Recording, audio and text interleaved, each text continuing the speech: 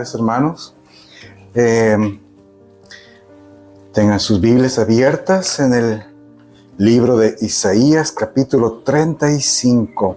Este es nuestro tercer domingo de Adviento y el tema de hoy es el gozo, la alegría, la verdadera alegría, la verdadera felicidad está en la Navidad. Y vamos a ver por qué. Primero, tenemos que decir la realidad que vivimos en este mundo es de constante sufrimiento. Entonces, hablar de gozo puede ser difícil en nuestros días, especialmente en algunas partes del mundo o para ciertas circunstancias. Para muchas personas, el mundo es un mundo de dolor y de sufrimiento. Y las Escrituras enseñan que la razón del sufrimiento es el pecado. Cuando Adán cayó en pecado, Dios maldijo el jardín y a todo el mundo. Desde entonces, la humanidad, el mundo entero, vive bajo la maldición de Dios. Y eso es algo que no debemos olvidar. Donde antes florecía con hermosura y gloria la vida, sin sufrimiento, sin dolor ni muerte, ahora la naturaleza está llena de espinas, sequedad, polvo, sufrimiento, enfermedad y finalmente la muerte. Aunque en su gran misericordia Dios permitió que mucho de la hermosura de la creación sobreviva, la tierra en realidad está sometida a la maldición. Y esto es bien claro en las Escrituras. En Romanos 8, el apóstol Pablo explica que toda la creación está constantemente gimiendo. Esa es la palabra que utiliza el apóstol Pablo, que la creación está gimiendo. ¿Por qué? Por la maldición de Dios, porque está bajo la maldición de Dios. Y eso nosotros lo podemos ver, ¿no es cierto? Lo podemos sentir y experimentar. Todos nosotros hemos sentido alguna vez, o quizás ahora estás sintiéndolo muy fuerte, que estamos cerca a fin de año, el cansancio, la fatiga, el estrés, que es emocional y físico, el dolor, la enfermedad. Y a eso le podemos sumar los conflictos, las guerras que vemos. Realmente todo el mundo está gimiendo.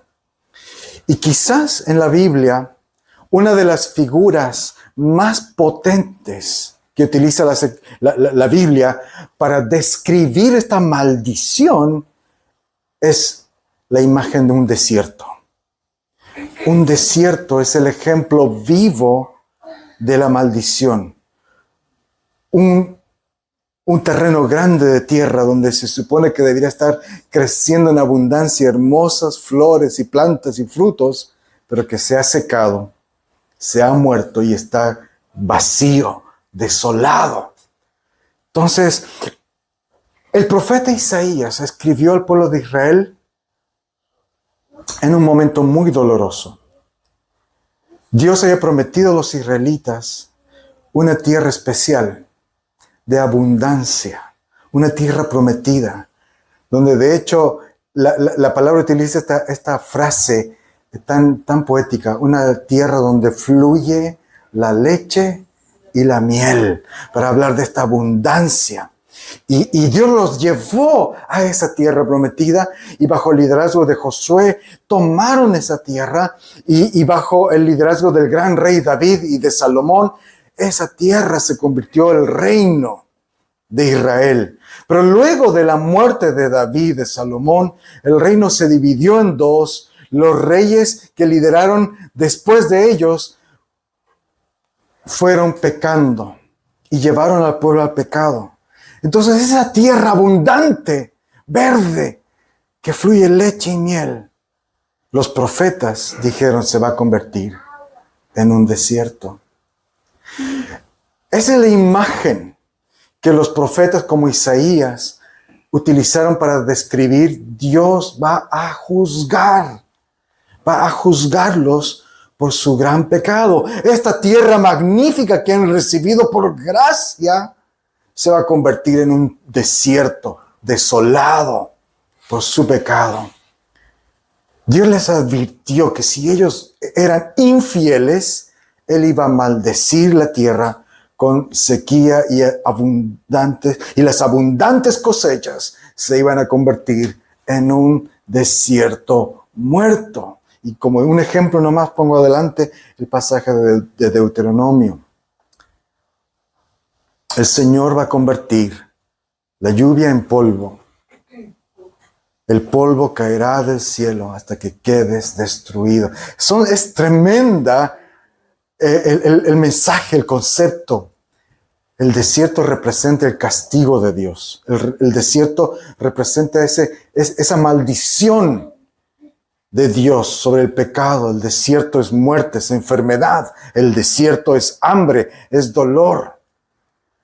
Por eso el pasaje que hoy día vamos a estudiar debe ser para nosotros de mucha alegría. Porque el pasaje que hoy día vamos a estudiar en el capítulo 35 de Isaías, el profeta toma esta imagen del desierto, esta imagen de juicio, de dolor, de muerte, y dice que va a florecer, que va a germinar vida en la muerte. ¿Te suena el desierto florido en Atacama? Sí. ¿Alguno de ustedes ha ido allá? Hay unos cuantos, unos pocos que han tenido la bendición. ¿Qué tal esa experiencia? Es maravilloso, ¿no es cierto? Solo imagínate eso, pero la profecía de Isaías está hablando de algo mucho mejor que el desierto florido. Porque este desierto florido, nuestro desierto en Atacama, que es tan hermoso, depende de las lluvias, ¿no es cierto? Y a veces pueden pasar varios años antes de que vuelva a florecer. Isaías está hablando de una completa transformación. Un desierto que se convierte para siempre en un valle próspero, de vida, de abundancia. Es un milagro que debe traer un resultado en el pueblo: gozo, alegría. Vamos a ver el pasaje, pero antes de ir a Isaías, vamos a pedirle al Señor que nos bendiga. Oremos. Padre misericordioso, tú preparas el corazón de las personas para escudriñar las Escrituras y también para obedecerlas. Te pedimos ahora que tu palabra expuesta llegue a nuestras vidas de tal manera que podamos hacer tu voluntad mediante el poder del Espíritu Santo. Amén. Amén.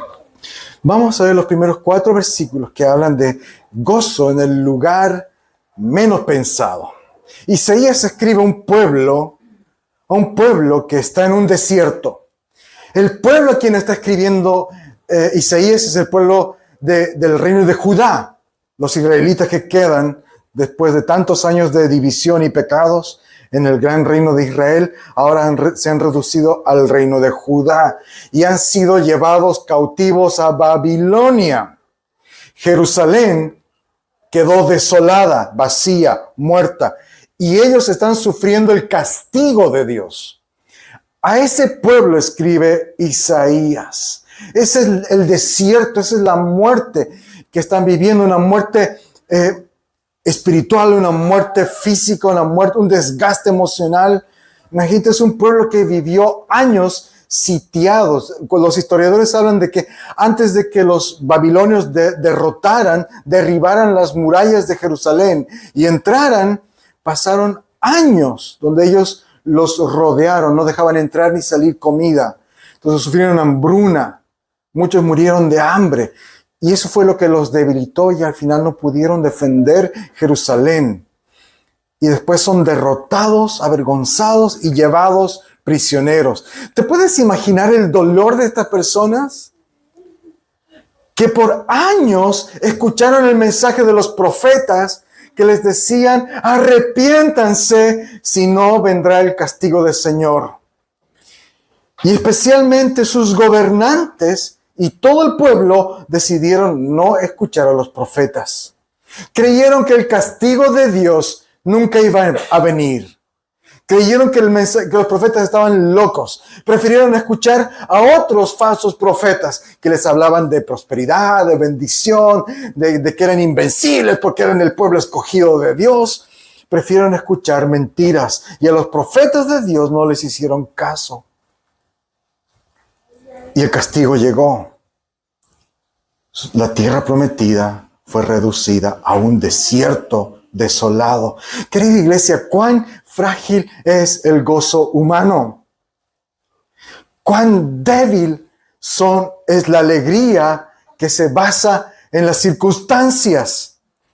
El pueblo de Israel, el pueblo de Judá estaba feliz, pensando que tenían la prosperidad, la salud, los recursos, y mientras tenían esas cosas, estaban felices y se creían intocables. Mientras tenemos las cosas bajo nuestro control, mientras sentimos que tenemos las cosas bajo nuestro control, nos sentimos felices. Pero espera que tu oasis se seque.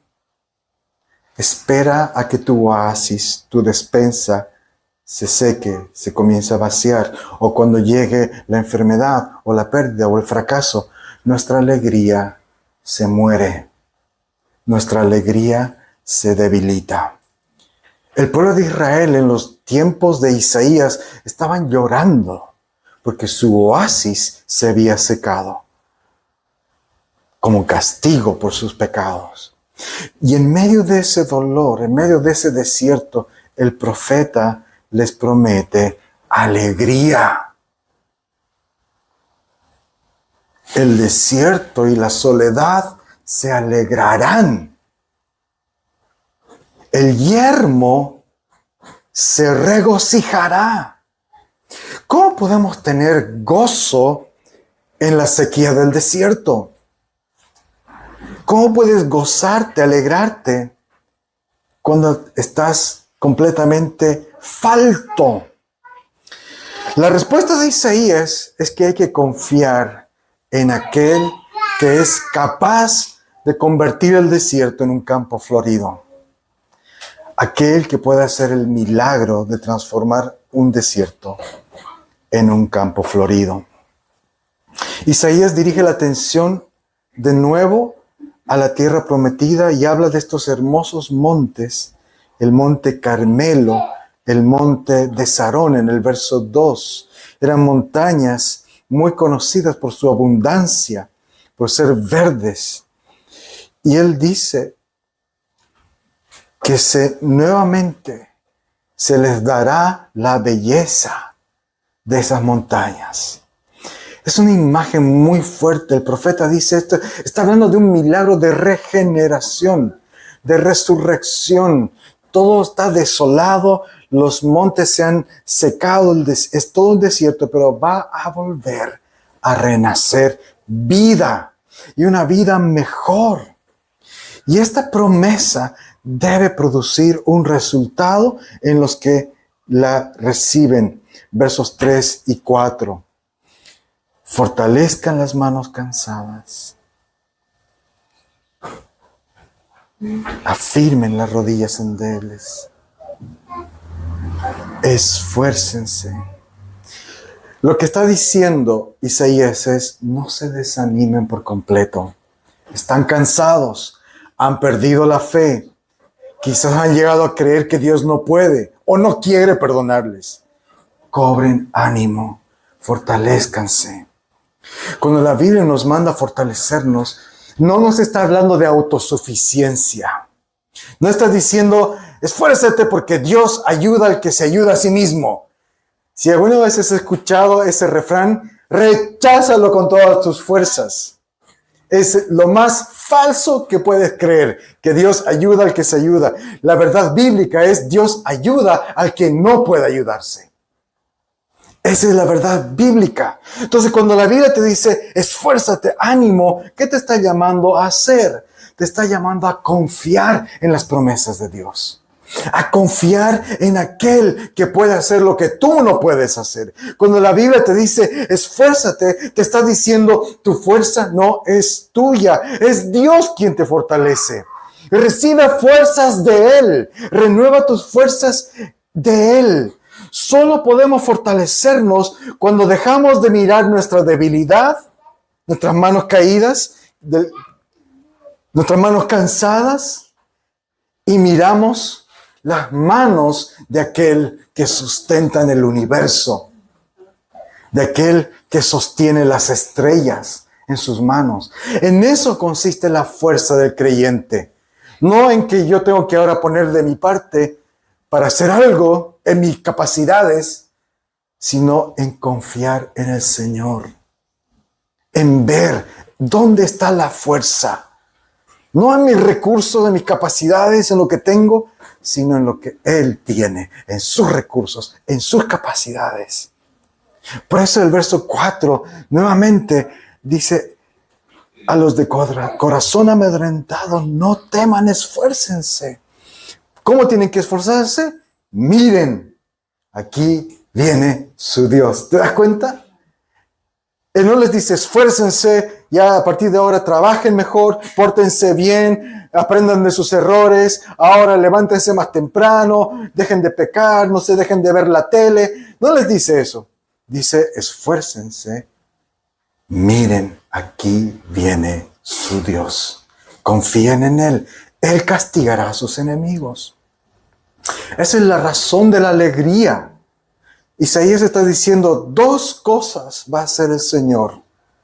Dos cosas por las cuales tienes que alegrarte. Uno, Él va a castigar al pecador. Él va a juzgar al pecador. Y dos, Él te va a salvar. Él te va a salvar. Guarda estas dos cosas en tu cabecita porque son muy importantes y vamos a hablar de esto un poco más al final. Dios viene a hacer dos cosas, a castigar el pecado y al pecador, pero también a salvar a los que confían en Él. Juicio y salvación, Dios lo va a hacer. Y el profeta dice, por eso, esfuércense, anímense, cobren ánimo, alégrense. Vamos a ver que la Navidad es precisamente esto. La Navidad trae alegría y felicidad, pero no porque la Navidad reúne a la familia para comer rico, no porque la Navidad te permite tener muchos regalos. La Navidad es felicidad porque Dios ha venido para castigar al mundo y para salvar al mundo. Es increíble. Vamos a ver un poco más adelante este tema. Pero sigamos. Isaías hace estas promesas a un pueblo que está exiliado. Y cuando este pueblo, después de muchos años de estar en Babilonia, regresaron a Jerusalén y se les permitió reconstruir Jerusalén, muchos de ellos vieron el cumplimiento de estas profecías y se alegraron. Dijeron, sí, es verdad, el Señor ha castigado a nuestros enemigos y nos ha salvado permitiéndonos volver. Pero en muchos sentidos fue también decepcionante, porque cuando los israelitas retornaron del exilio, dice el libro de Esdras, que algunos al ver la reconstrucción se alegraban cantando alabanzas, pero otros, especialmente sacerdotes y levitas, lloraban de tristeza. ¿Por qué lloraban? Porque recordaban lo que antes había sido Jerusalén. Entonces los que habían conocido la gloria del pasado estaban tristes, porque lo que tienen ahora no se compara en nada a la gloria. Pero los que eran jóvenes se alegraban mucho porque ellos no conocieron la gloria del pasado y para ellos era bacán y fantástico estar de vuelta en Jerusalén. Entonces la profecía de Isaías se cumplió, pero de forma parcial, de forma incompleta. Hay algo más que el Señor tenía que hacer. Con eso en mente vamos a los siguientes versos. 5 al 7. Más motivos para gozarnos. Isaías va a hablar que la maldición y la muerte se convierten en bendición y vida. Lee en tu Biblia estos versos. Son hermosas promesas de restauración, de sanidad, de vida. Isaías promete que los ojos de los ciegos, las orejas sordas, las piernas paralizadas, las lenguas de los mudos serán restaurados por completo. En otras palabras, la degradación, la sequedad del desierto va a ser revocada. Dios está prometiendo que los efectos del pecado van a ser removidos. Y esto, los que volvieron del exilio no lo vieron. No lo vieron. Por eso es que los judíos que sobrevivieron este retorno al exilio todavía estaban esperando el cumplimiento total de esta profecía. Se había cumplido esta profecía de forma parcial, pero anhelaban ver cuando Dios restaure este desierto. ¿Y cuál iba a ser la señal de que Dios había venido a restaurar este desierto? Cuando los ciegos comiencen a ver, cuando los sordos empiecen a escuchar, cuando los paralíticos comiencen a andar y los mudos comiencen a hablar. Y pasaron muchos años. Pasaron más de 300 años. Hasta que Jesús empezó a predicar el Evangelio. Y estas cosas empezaron a suceder. Y eso cautivó la atención de la gente. A la gente le volvió la profecía de Isaías. De hecho, cuando Juan el Bautista, desde la cárcel, quiso saber si Jesús era realmente el Mesías, porque el pobre Juan en la cárcel probablemente llegó a dudar después de que él proclamó que Jesús viene después de mí, alguien que es mucho más grande que yo. No soy digno ni de desatarle la correa de los calzados. Pero ya estando en la cárcel, el pobre Juan tuvo la duda. Así que envió a sus discípulos a preguntarle a Jesús, ¿eres realmente tú el Mesías? En pocas palabras, ¿eres tú? ¿Vale la pena que esté arrestado? Estoy arrestado aquí por ti. ¿Vale la pena? El Señor le respondió con estas palabras. Cuéntenle a Juan lo que han visto y han oído. Los ciegos ven, los cojos andan, los leprosos son limpiados, los sordos oyen, los muertos son resucitados, y a los pobres se les anuncian las buenas noticias. En otras palabras, Jesús les dijo, díganle a Juan que Isaías 35 se ha cumplido. Aquí, conmigo. Díganle a Juan que él no ha perdido su fe, que su fe no ha sido en vano. Pero eso no era todo.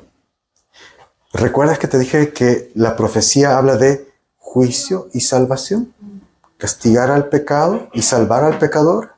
¿Cómo se cumple esa promesa en Cristo? ¿Cómo es que Dios puede castigar al pecador junto con su pecado y al mismo tiempo salvar al pecador? En la cruz. En la cruz se cumple perfectamente esa promesa, porque allí en la cruz Jesús pagó el precio por los pecados del mundo sobre él.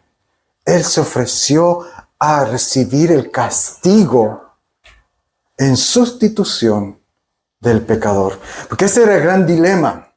¿Cómo Dios puede castigar al pecado y al pecador y al mismo tiempo salvarlo? O sea, si yo quiero castigar al pecador, pero también salvarle, ¿cómo hago? Si no le castigo, estoy siendo injusto.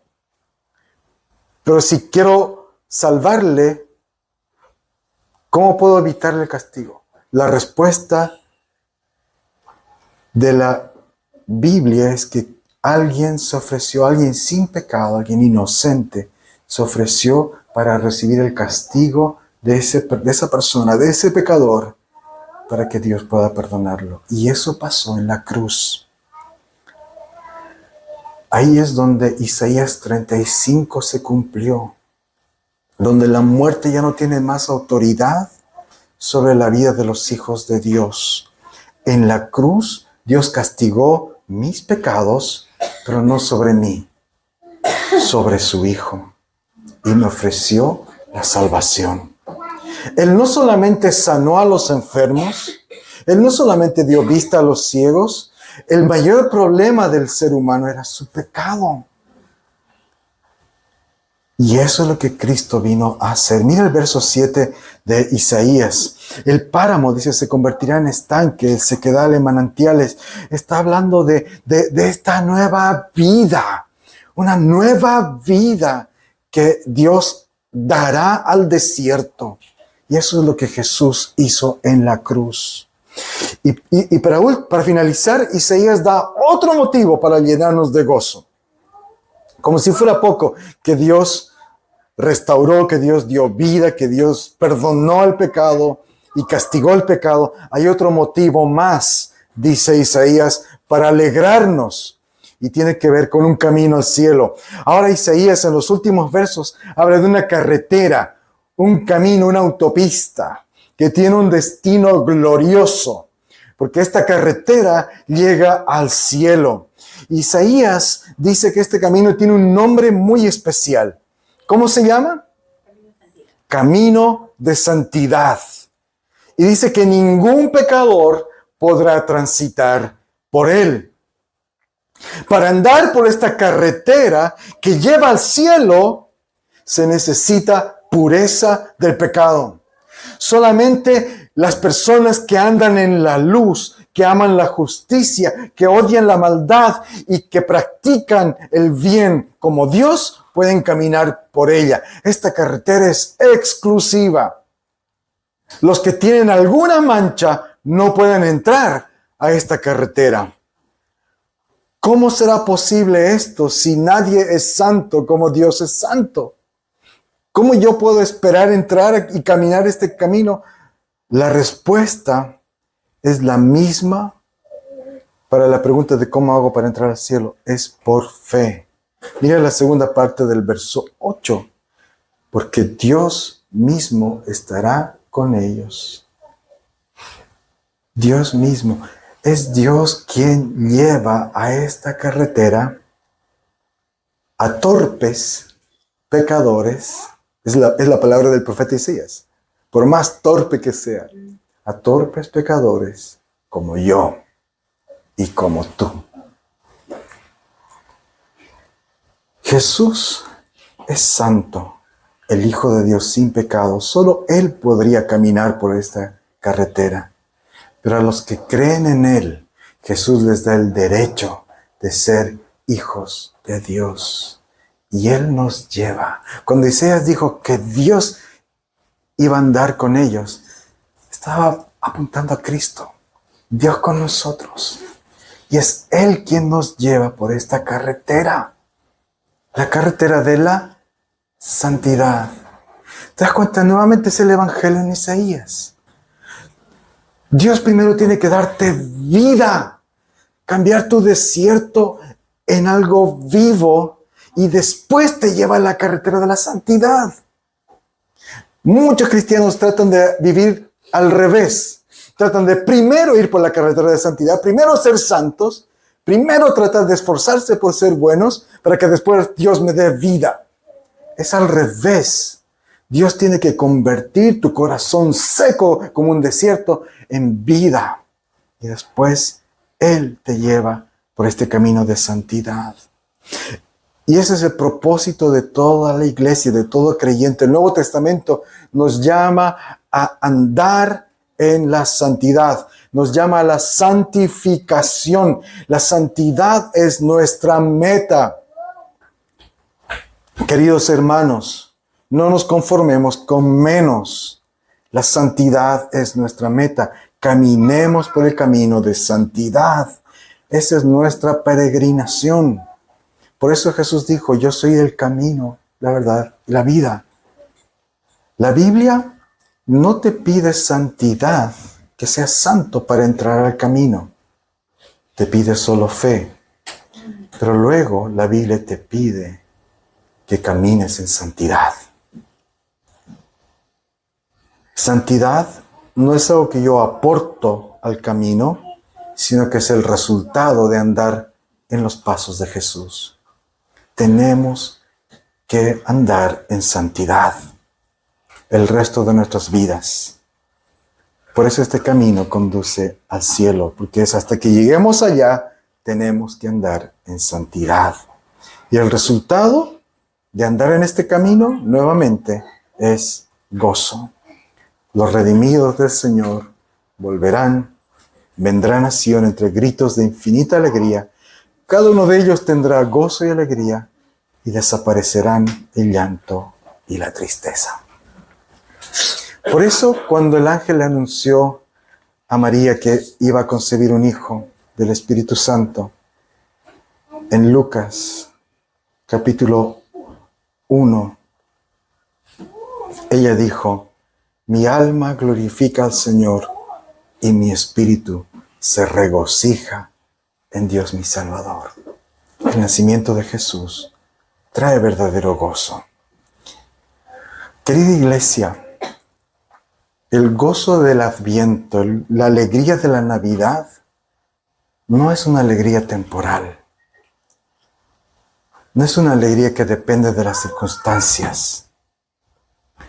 La alegría de la Navidad es que Dios vino a recibir sobre sí mismo en la persona de Jesús el castigo de nuestros pecados.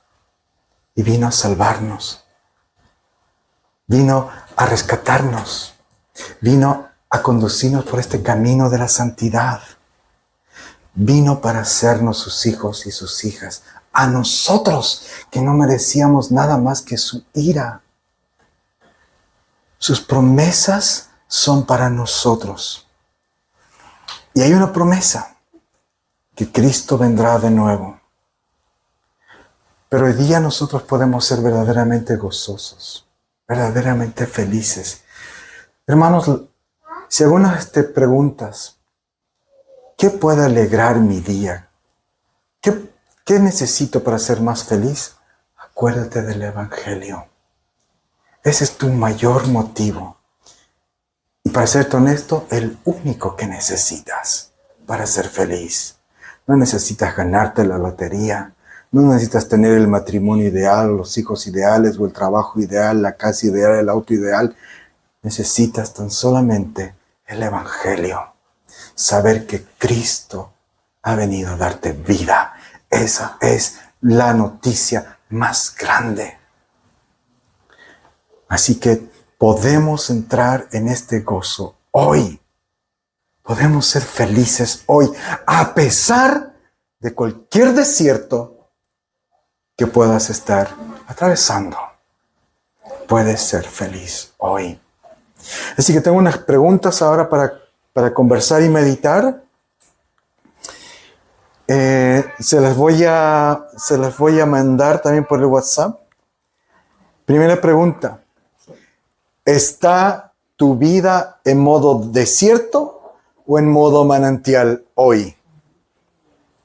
¿Ya? ¿Estás en modo desierto? Falta de gozo, con las manos caídas. Recuerda, tu tarea no es crear el oasis, porque no puedes hacerlo. Tu misión es creer en aquel que hace florecer el desierto. Segundo, evalúa desde el Evangelio. ¿Cómo estás caminando por el camino de santidad? ¿Estás caminando por el camino de santidad, esforzándote, confiando en el Señor, creciendo en santidad? Confiesa tu necesidad a Dios y cobra ánimo. Tercera, y esta es más una aplicación. Canta. ¿Te has dado cuenta que la respuesta correcta a la obra de Dios en la Biblia siempre es el gozo cantado? El profeta Isaías habla de canten. Él dice canten. El libro más grande de la Biblia es un cancionero. El libro de Salmos. ¿Te has preguntado por qué Dios nos ha dado que en su Biblia el más grande sea un cancionero? Porque la respuesta correcta, la respuesta de gozo frente a la obra de Dios es alabanza. Ahora quizás alguno diga, pues que no sé tocar un instrumento. Quizás alguien diga que no sé cantar bonito, soy desafinado. No importa, porque no se trata de ti, se trata de Dios. Y es algo que también a los niños creo que se les estaba enseñando, ¿no es cierto, Juanito? Cuando están aprendiendo la canción, había niños, escuché por ahí los rumores, que no querían cantar porque decían, no, es que me da vergüenza, no canto bonito. Tenemos que enseñarles, no importa, no se trata de ti, se trata de Dios. No cantamos para lucirnos. Es verdad que hay algunos que tienen dones musicales y a ellos les podemos pedir que nos guíen, está bien, pero no se trata de lucirnos, se trata de un corazón agradecido. La alabanza es la forma correcta de reaccionar al Evangelio. Y finalmente, pida al Señor que transforme tu lamento en gozo, en alabanza. Cobra ánimo para ir por el camino de santidad. Amén. Amén. Oremos.